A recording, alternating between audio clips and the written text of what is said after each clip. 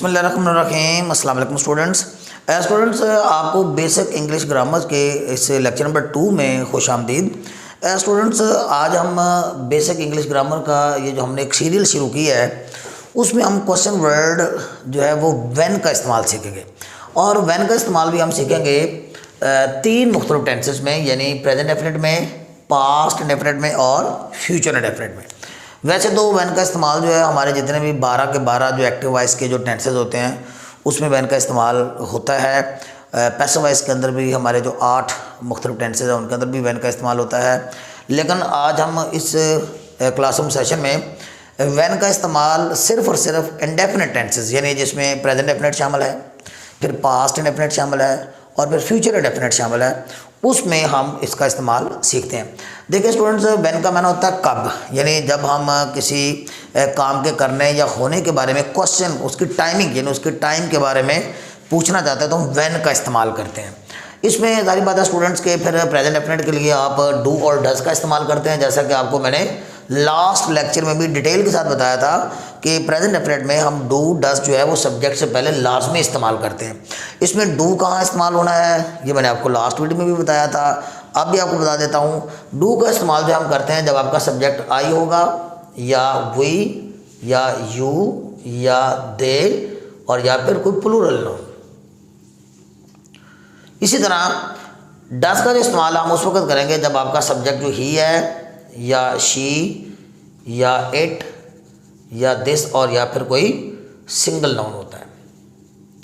ये स्टूडेंट आप गौरतलब बात है, इसको आप ज़रूर याद कीजिए। इसी तरह पर पास्ट में हम डिड का इस्तेमाल करते हैं, ये सभी सब्जेक्ट के साथ इस्तेमाल होता है।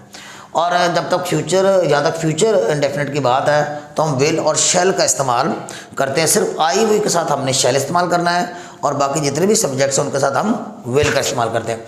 अच्छा स्टूडेंट्स, इसमें एक बात आप और भी गौरतलब है, ज़रा नोट कीजिएगा कि जब हम व्हेन का इस्तेमाल करेंगे, डू डज का इस्तेमाल करेंगे तो फॉर्म हमेशा पहली आती है, यानी हम फर्स्ट फॉर्म जो है वो यूज़ करते हैं सब्जेक्ट के बाद, फिर ऑब्जेक्ट और फिर बाकी सेंटेंस का जो पोर्शन है जिसको हम एक्स्ट्रा कह लें या एक्सटेंशन कह लें या एनलार्जमेंट ऑफ द सेंटेंस कह लें। अब जब हम डेट का इस्तेमाल करेंगे तो वैसे तो पास्ट डेफिनेट के अंदर सेकंड फॉर्म आती है, ये इंपॉर्टेंट चीज़ है, लेकिन जब हम डेट का इस्तेमाल करेंगे तो डेट की वजह से आगे फॉर्म फर्स्ट इस्तेमाल होगी। इस तरह फ्यूचर में जब हम विल शैल का इस्तेमाल करेंगे तो फर्स्ट फॉर्म इस्तेमाल होगी। यानी इसमें आप ये नोट कर लीजिए कि जब हम व्हेन को एज ए क्वेश्चन वर्ड इस्तेमाल करते हैं तो हर 3 सूरतों में, यानी प्रेजेंट डेफिनेट में भी, पास्ट डेफिनेट में भी और फ्यूचर डेफिनेट में भी हमने फर्स्ट फॉर्म ही इस्तेमाल करनी है। अब यहाँ पे स्टूडेंट्स मैंने आपके लिए एक एग्जांपल जो है यहाँ पे लिखी है जो कि तीनों टेंसेस में है, यानी ये प्रेजेंट डेफिनेट का सेंटेंस है, ये पास्ट डेफिनेट का सेंटेंस है और ये फ्यूचर डेफिनेट का सेंटेंस है। इसमें स्टूडेंट्स ज़रा आप देखिए कि when do you get up, आप कब बेदार होते हो या आप कब उठते हो। गेटअप कह लें या आप अवेक कह लें। अवेक का माना जागना होता है, बेदार होना होता है। सो when do you get up या अवेक, आप कब जागते हो। इस तरह when did you get up या अवेक, यानी आप कब जागे या आप कब जागते थे। पास्ट डेफिनेट में हमारे उर्दू में इसके 2 तरह की ट्रांसलेशन होती है, याद रखिए। पास्ट डेफिनेट में यानी आप कब जागे या आप कब जागते थे। फ्यूचर डेफिनेट में हम जब करेंगे so when will you get up या व्हेन विल यू अवेक, आप कब जागोगे। स्टूडेंट्स में नोट कीजिए तो डिफरेंस जो है यहाँ पे आप देखें तो सिर्फ यही है, यानी बाकी सेंटेंस सारा सेम है। आप इस चीज़ को अच्छी तरह से निश्चित कर लीजिए कि प्रेजेंट डेफिनेट में हमने डू डज का इस्तेमाल करना है, पास्ट में डिड का इस्तेमाल करना है सब्जेक्ट से पहले और फ्यूचर में विल शैल का इस्तेमाल करना है। इसी तरह स्टूडेंट्स यहाँ पे हस्बे साहब का, जिस तरह के लास्ट वीडियो में मैंने आपके साथ सिर्फ 10 एग्जाम्पल जो हैं वो एक्सप्लेन किए थे, यहाँ पे भी मैं आपके लिए 10 डिफरेंट एग्जाम्पल जो हैं for the clarification of this point of view, इस पॉइंट को, इस जो नुक्ता है जो हमारा ज़ेर बहस आज का टॉपिक है, इसकी मज़ीद वजाहत के लिए मैं आपको 10 एग्जांपल्स और भी समझाता हूँ। आइए हम लाइन बाय लाइन इनकी ट्रांसलेशन देख लेते हैं ताकि आपको इसका बेहतर तौर पे अंडरस्टैंडिंग हो सके। अब स्टूडेंट देखिए, जैसे यहाँ पे पहला सेंटेंस है, when does she reach college, वो कब कॉलेज पहुँचती है, वो कब कॉलेज पहुंचती है। व्हेन डज शी रीच, तो चूंकि आपका ये शी है यानी सब्जेक्ट आपका शी है तो हम क्या इस्तेमाल करेंगे, डज का इस्तेमाल करेंगे। इस तरह देखें व्हेन डज ही, यहाँ पे भी नोट कीजिए, यानी ही शी इट दिस के साथ हम डज का इस्तेमाल करते हैं। इस तरह देखें when does he return from office, यानी वो दफ्तर से कब वापस लौटता है।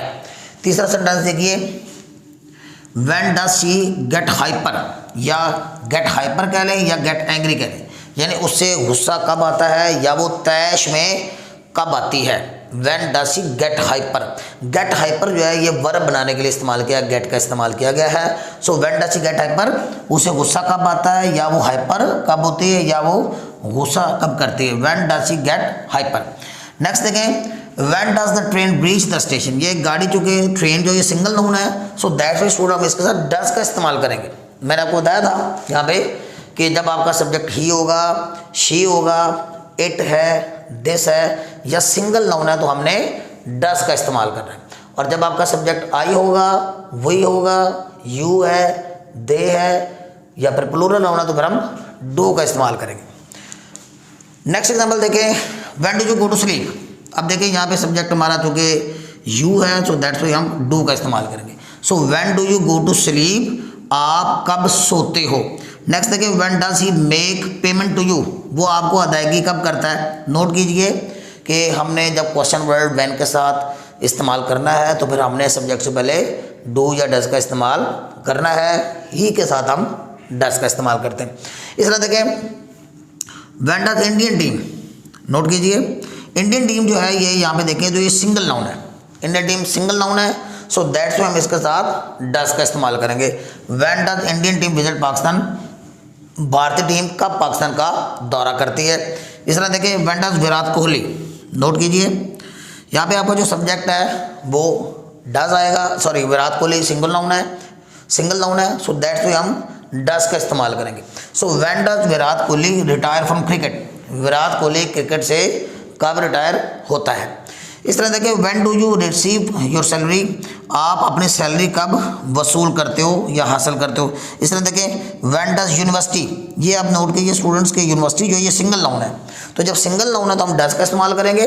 When does university issue slips, यानी रोल नंबर स्लिप्स जो है यूनिवर्सिटी कब जारी करती है। अच्छा स्टूडेंट्स आप नोट कीजिए कि मैंने आपके लिए जो 10 एग्जाम्पल्स लिखी हैं आप इसी पैटर्न पे इसकी प्रैक्टिस कीजिए, यानी जिस तरह मैंने आपके लिए इस फॉर्म में, यानी मैंने ये सारे के सारे जो 10 एग्जाम्पल जो हैं ये सारे के सारे मैंने प्रेजेंट डेफिनेट के साथ आपके साथ इसको सेंटेंसेस आपको दिए हैं। आप इसकी फर्दर प्रैक्टिस कीजिए और फर्दर प्रैक्टिस करते हुए आप इसको पास्ट में कन्वर्ट कीजिए और फिर इसको फ्यूचर में कन्वर्ट कीजिए। यूँ मैक्सिमम प्रैक्टिस करने से और मैक्सिमम रिहर्सल करने से आपकी जो क्वेश्चन पूछने की जो सलाहियत है व्हेन के साथ वो बढ़ेगी। अच्छा स्टूडेंट्स ये हमारा दूसरा लेक्चर था। तीसरे लेक्चर में मैं आपके साथ एट व्हाट टाइम का इस्तेमाल जो है वो नेक्स्ट वीडियो में डिस्कस करूंगा। ये टोटल को 20 के करीब वीडियोज़ हैं जिसमें मुख्तलिफ क्वेश्चन वर्ड्स जो हैं आपके साथ मैं क्लासरूम सेशन में आपके साथ शेयर करूंगा। अच्छा स्टूडेंट्स से पहले मैंने इन क्वेश्चन वर्ड्स के ऊपर कुछ वीडियोज़ ऑलरेडी बनाई हुई हैं, उनका जो है वो लिंक जो है अगर आप ज़्यादा प्रैक्टिस चाहते हैं तो चूँकि यहाँ पे इस वीडियो की लिमिटेशन है, इसमें 10 से 12 एग्जांपल्स ही आपके लिए डिस्कस की जा सकती हैं। अगर आप मैक्सिमम प्रैक्टिस चाहते हैं, मज़ीद प्रैक्टिस चाहते हैं तो उस वीडियोस का या उन वीडियोस का जिनमें ज़्यादा प्रैक्टिस की गई है वो लिंक जो है मैं नीचे डिस्क्रिप्शन में आपके लिए डाल दूंगा, आप वहाँ से उसको देख सकते हैं। होपफुली स्टूडेंट्स के हमारा आज का जो क्लासरूम सेशन है ये आपके लिए काफ़ी हेल्पफुल साबित होगा। टिल नेक्स्ट वीडियो स्टूडेंट्स, अल्लाह हाफिज़।